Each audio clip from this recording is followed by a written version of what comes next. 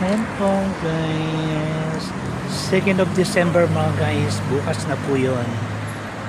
Ayan po, National Day po dito sa UAE, 54 National Day, 54 years po siya.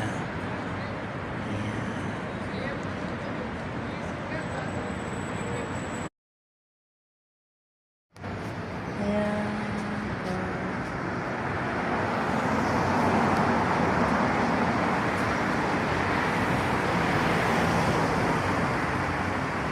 Ayan po, ayan, happy 54 years National Day, ayan, UAE.